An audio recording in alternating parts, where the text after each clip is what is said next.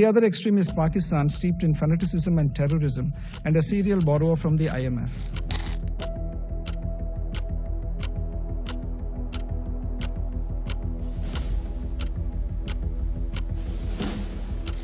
Mr. President, this is an important debate.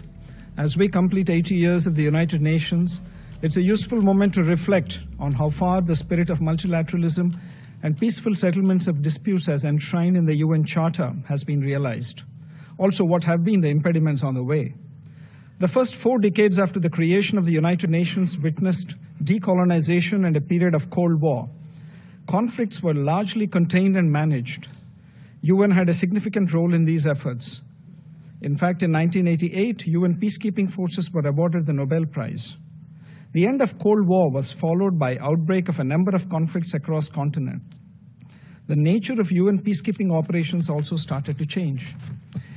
In the recent decades, the nature of conflicts has transformed with the proliferation of non-state actors, often proposed and propped up as proxies by state actors, and cross-border funding, arms trafficking, training of terrorists, and spread of radical ideologies facilitated by modern digital and communication technologies. The future trajectory of UN peacekeeping operations is also under serious debate. At the same time, peace building has also acquired greater salience in discussions. Regional organizations, for instance, the African Union, have also engaged appropriately while dealing with disputes among their member states. On the question of peaceful settlement of disputes, Chapter 6 of the UN Charter begins by a recognition that it is the parties to a dispute who must first of all seek a solution by peaceful means of their own choice.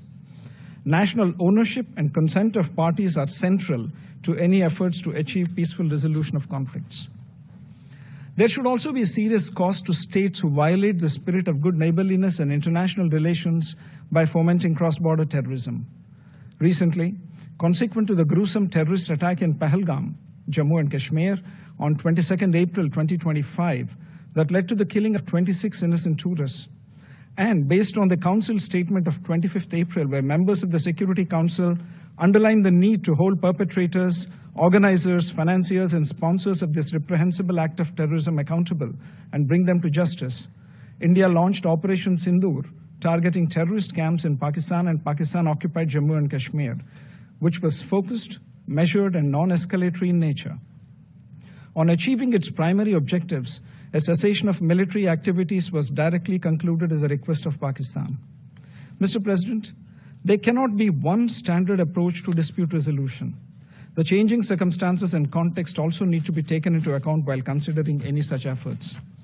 India, as a responsible actor and a founding member of the United Nations, has always actively engaged constructively with partners, especially at the United Nations, in collectively working towards a more peaceful, prosperous, and a just and equitable world. From peace and security to decolonization to fair trade, India remains also the largest contributor to UN peacekeeping forces cumulatively, and a pioneer in promoting women in peacekeeping who have become role models while serving in theaters of conflict.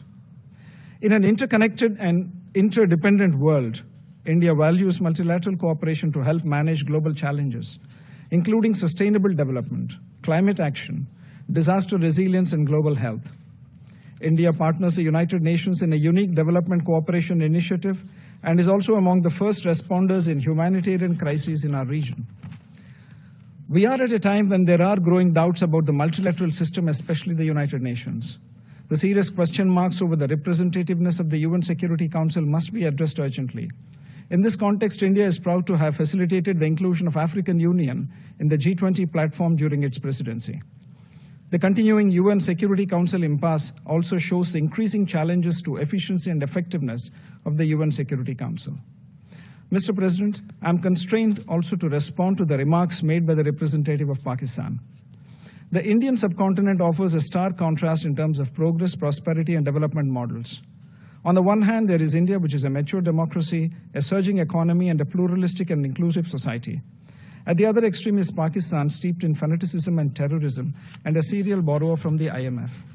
As we debate promoting international peace and security, it is essential to recognize that there are some fundamental principles which need to be universally respected. One of them is zero tolerance for terrorism. It ill behoves a member of the Council to offer homilies while indulging in practices that are unacceptable to the international community.